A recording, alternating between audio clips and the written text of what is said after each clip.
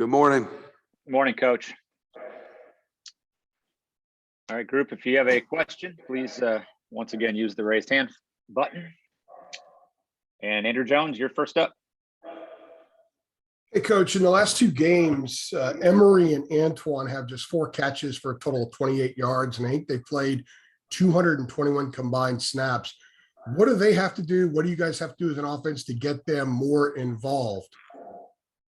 You know, that's a great question because it's something we're discussing right now. We have there's a huge premium here, Andrew, and you've heard me say this for a long time on ball distribution. You know, we want equal distribution. We want people to be able to or feel like they have to defend all of our skill positions.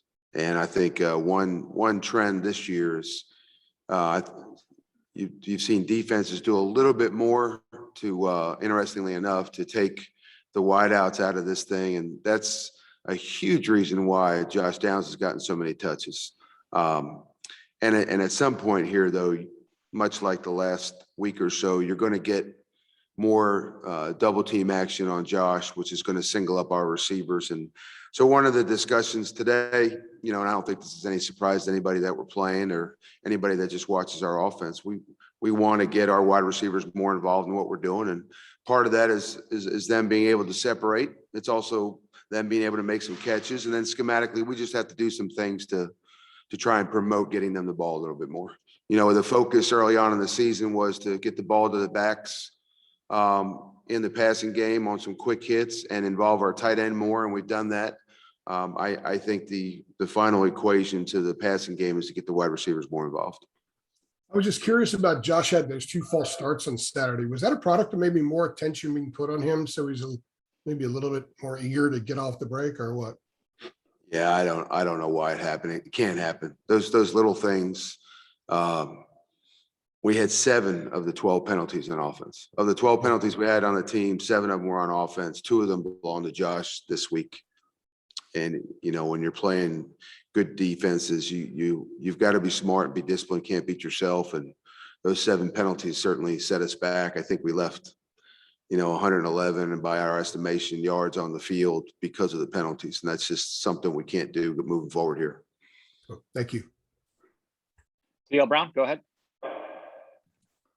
Hi, Phil. I was curious of what you felt like went right. It seemed like early on in that game, you guys did a good job of keeping their defense off balance, and with some of the formations and with just some of the creative ways you guys were able to distribute the ball like you were talking about. If you could just kind of, because I feel like we kind of know what went wrong, but I was curious what you felt like, you know, was the stuff that you're going to take most moving forward. So truthfully, CL, and most of our guys graded out pretty good in the game. And, you know, if we could eliminate the penalties and reap the benefits of the positive yards that we got on a bunch of those plays, and we could eliminate the penalties and not set us back. The only time we got behind the chains in the game on Saturday against Florida State was when we committed penalties. You know, and we had some really, really out of character penalties and, you know, some stupid ones. And we had some pre-snap penalties, which are just unacceptable. So, you know, it's those mistakes were the only things really. I mean, if I could eliminate anything from the game, it'd be the penalties. We did I thought, a really good job of establishing the run game early on. I was happy with how our backs hit the hole early on. We had 230 yards rushing. We wanted to include Sam in the running game. We did that. He did a good job. He finally started sliding and managing some of those plays. We had 1 sack for 3 yards. We wanted to minimize sacks. We did that.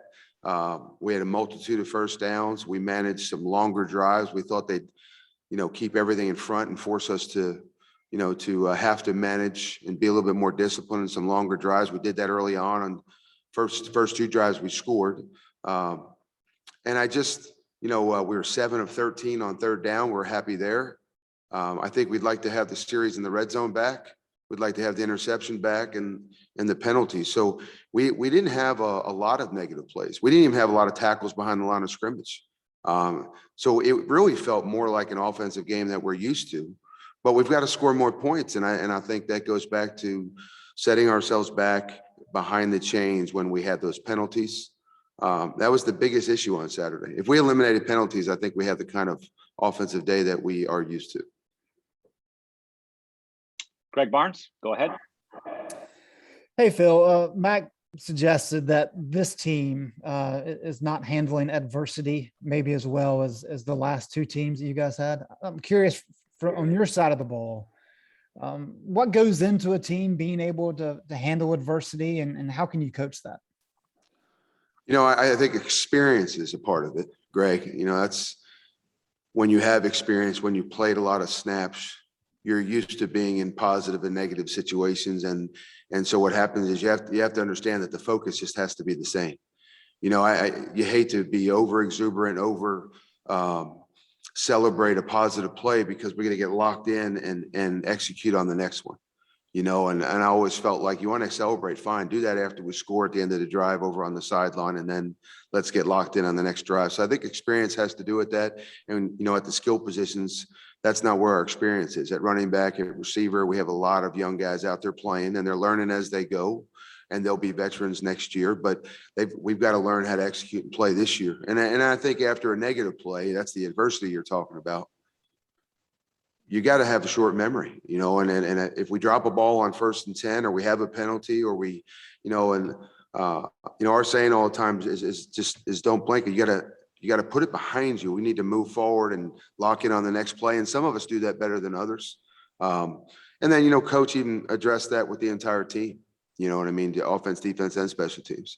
And you know, we get into a mode over the last 2 years of we're trending upward for 2 years offensively. We're becoming more and more explosive as each game went on over the course of 24 to 26 ball games in the last 2 seasons. And you get a little spoiled. You get used to scoring quickly. You get used to being explosive. You get used to having a lot of explosive plays. And so when you know, I liken it to the first 2 games of last season. We came out in Boston College and Syracuse in those first 2 games, did a lot to keep us from going downtown, and did a lot to try to minimize explosive plays. And it took us, you know, 4, 6, 8 quarters to kind of get used to understanding we got to be patient at times. And that's the same trend, and that's the same atmosphere that we have this year. We're not as explosive as we have been. Teams are going to make us earn it with 6, 8, 10, 12 play drives at times. And, you know, we've got to be focused enough and patient enough to take what they give us and understand that, you know, we're not going to score as readily or as easily as we have in the past at times against certain defenses. Great. Thank you. Ross Martin, go ahead, please. Hey, Coach Longo. Coach Brown mentioned meetings with the staff and holding the staff responsible. And obviously things haven't been going as you would like in the football center. I was wondering what those conversations are like when it's Coach Brown and the staff, and what those conversations look like after the Florida State loss or after any tough loss, what he's like and what those conversations look like. You asked me what Coach Brown is like after a loss? Yeah. I mean, how does he handle the staff? He's holding y'all responsible. He wants the best from y'all. I'm just trying to get a view into that room. You know, I think everybody in sports that puts the time and effort into trying to win a football game is going to tell you they hate losing. I can tell you to a man on this staff, we all know how much Coach Brown hates losing, and we feel the same way. I mean, you put together what you think is a good plan. We had a really good week of practice last week.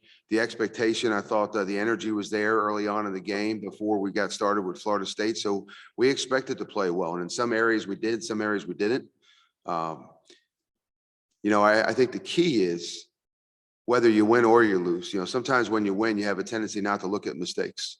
Sometimes when you lose, you have a tendency to think things are worse than they are. And I really try to treat both. And we try to, I think, get our players to treat both the same way. Win or lose, there are good things in the game that you want to build on. There's bad things in the game that you want to correct or polish and get corrected for the next game.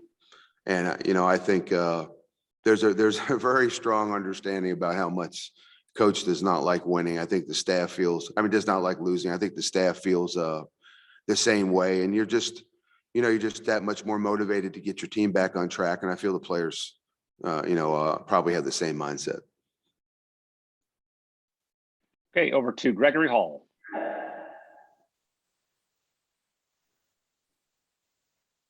My bad, wrong mic. Hey Phil, as far as Sam Howell this season, compared to the rest of the country and other quarterbacks, he's certainly not having a bad or a down year, but compared to the standards that he holds himself to, and I know you guys do, there's certainly some differences from the last 2 years. Just what are you talking with him as far as keeping your head down looking forward, especially with the overall lack of success with the team compared to expectations?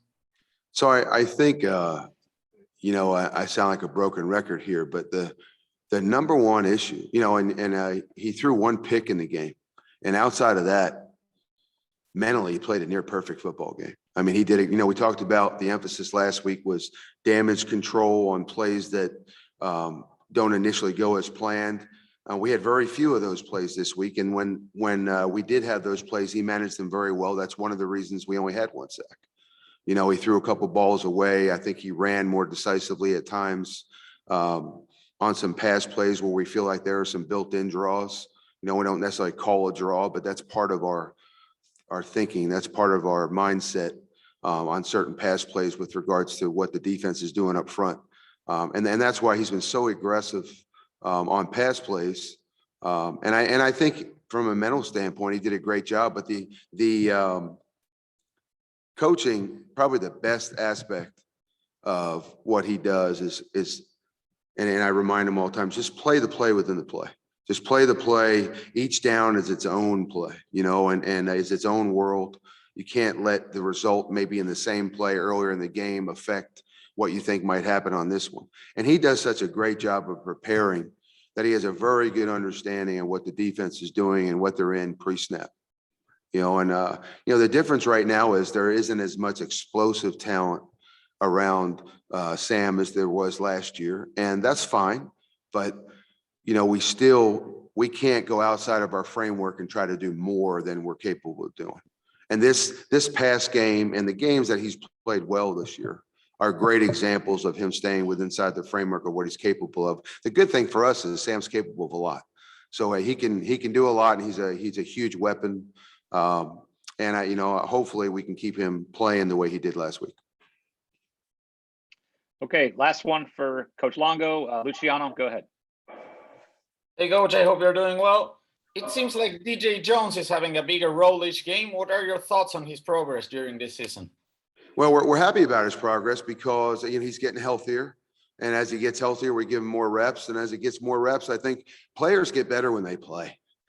And this kid has a strong desire to be a really, really good running back. He wants to be a huge contributor in the system. And so he's a huge supporter of Ty Chandler, and he's trying to develop his own niche, his own role, his own way of contributing. And this was probably, I think, the most snaps he's gotten a game as we've gone through. And I think he's getting back to where he's close, if not already at 100%. And so we'll continue to use DJ along with Ty as, we get into the second half of the season. But very, very happy with his development, very happy with his understanding of the system. And I think right now, those are the two guys that are healthiest and have maybe the best overall understanding of the offense. Great. Thanks, Phil. Appreciate a few minutes this morning. So you got it. All good. You guys have a great week. We'll see you.